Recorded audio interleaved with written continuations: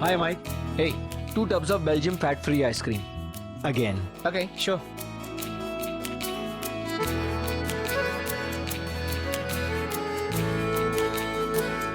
ले भाई, चाची के पैसे तो खत्म। अब मैंने का गुजारा 100 यूरो में नहीं 60 यूरो में करना पड़ेगा। Never mind. Mike, here you go. Okay, thank you. No tension. आगे कुछ ना कुछ हो।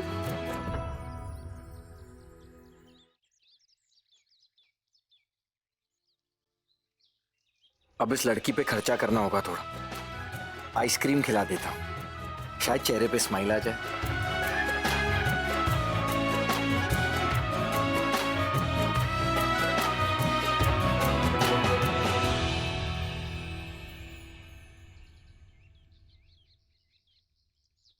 कहते हैं आइसक्रीम में हैप्पी हॉर्मोन्स होते हैं। लो ट्राई करो। थैंक यू, पर इसकी कोई जरूरत नहीं। अरे यार, ये तो मेरी सिविक ड्यूटी है। पहली बार हमारे शहर आई हो, पहला इंप्रेशन अच्छा पड़ना चाहिए ना। एक बार मीठा हो जाएगा, आगे सब मीठा ही मीठा होगा। आई एम रियली सॉरी, पर मुझे ऐसे लगता है कि मैं आपको जानती हूँ। हाँ हाँ, बड़ी लड़कियों ने लाइन मारी है मुझे। जी नहीं, मेरे कहने का मतलब था, मुझे ऐसे लगता है कि मैंने आपसे कभी पहले बात की है।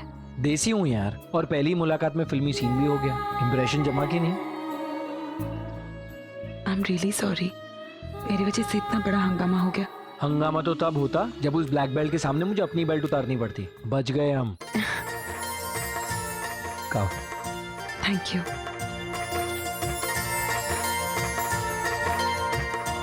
पूरा शहर बर्फ में दबा है, कितना अच्छा लग रहा है।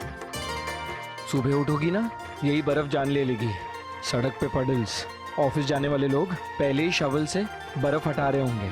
3 जैकेट, 2 मफलर, 2 मोजे, फिर भी कुल्फी जमी होती है। और जब जेब में हाथ भी ना डाल सको ना, तो आई एम सो सॉरी। हाँ? एक काम कीजिए, आप प्लीज मुझे एक बैग दे दीजिए ना। हाँ, आप सिर्फ आधे रास्ते तक ही साथ देंगे, उसके बाद ठंड में मुझे अकेले ही जाना है। प्रैक्टिस। तो यहाँ किसके पास? मेरे भाई के पास, उन्हीं के घर जा रही हूँ। सगा भाई? तो आई नहीं आपको पिकअप करने? इतना तो बनता है। वो एक्चुअली बहुत बिजी रहते हैं, 2 जॉब्स करते हैं, इसलिए नहीं आ पाए। सगी बहन के लिए क्या बिजी यार, आधा घंटा तो निकाल ही सकते थे।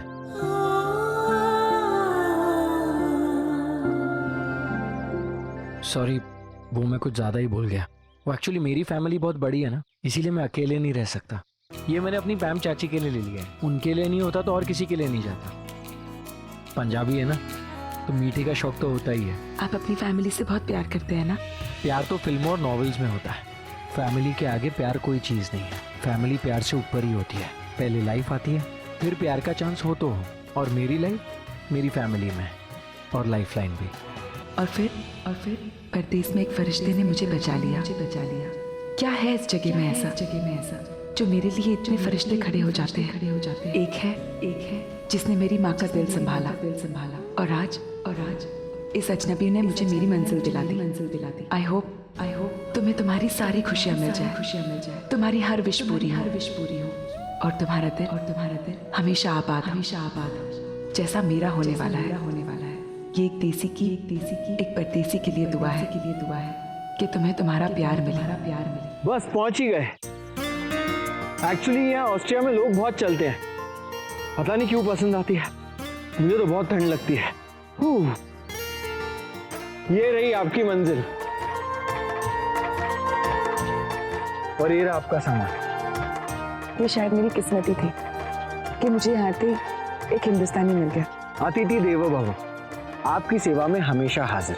बट रिमेम्बर, आपका पर्स सिर्फ गिरा था, कोई चोर वगैरह नहीं था। अगर मेरा पर्स चोरी भी हो जाता तो मुझे कोई फर्क नहीं पड़ता। पैसे जाते तो जाते, पर मेरे पर्स में कुछ खास है जिसकी वैल्यू पैसों से कहीं बढ़कर है।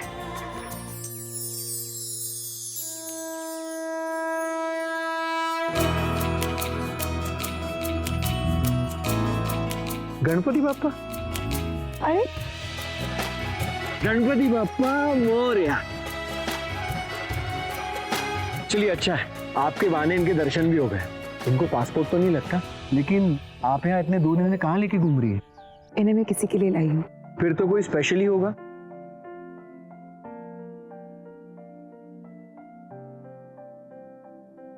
Good luck. इंसब्रुक में आपका स्वागत है।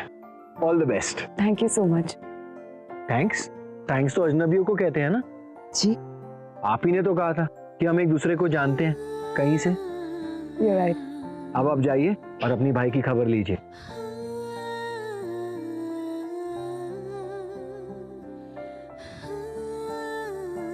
सुनिए, नाम भी नहीं पूछा मैंने।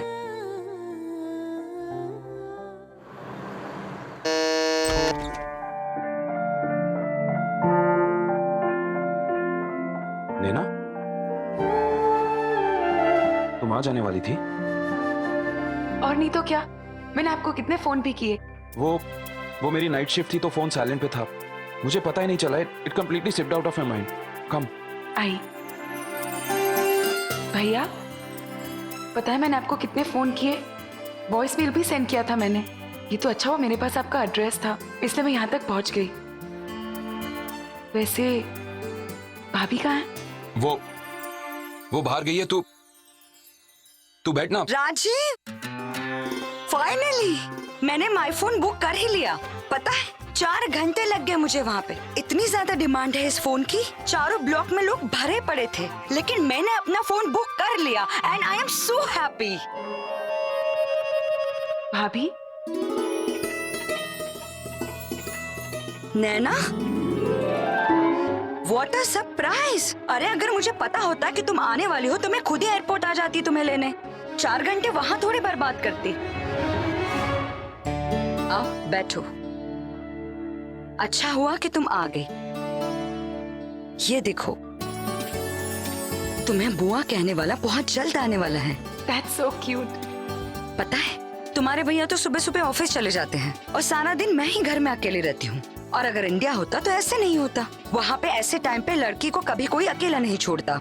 लेकिन अब तो हम परदेश में है ना, कर भी क्या सकते हैं। यहाँ पे हमारा अपना कोई नहीं है। और सच कहूँ तो बहुत दिनों से ब्रेड, बटर, जैम, चीज ये सब कुछ खा के मैं इतनी बोर हो गई हूँ। बहुत दिनों से स्पाइसी और तीखा खाने को मन कर रहा है। अब तुम आ गई हो ना, देखना मैं एकदम परफेक्ट हो जाऊंगी। भाभी, ये सब छोड़ो और आप मुझे बताओ आपको क्या खाना है। अभी के अभी बना देती हूँ। अरे नहीं नहीं, तुम क्यों बनाओगी? तुम तो मेहमान हो ना। ये कैसी बात हुई भाभी? वैसे भी मैं आपके लिए नहीं, इसके लिए बना रही हूँ। और भाभी, मैं आपके लिए ना गरम गरम समोसे बना दूंगी। बस 2 मिनट में आई। ओके।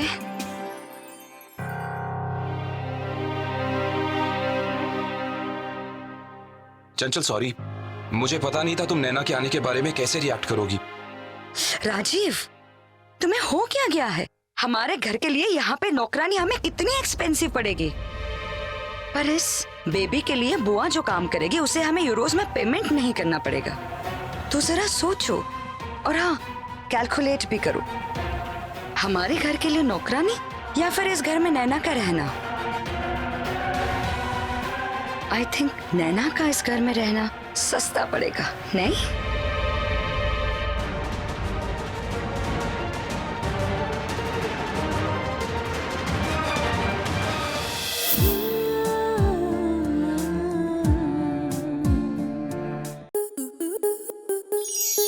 स्टार प्लस के ऐसे ही और बेहतरीन लम्हे देखने के लिए सब्सक्राइब करें हमारे YouTube चैनल को।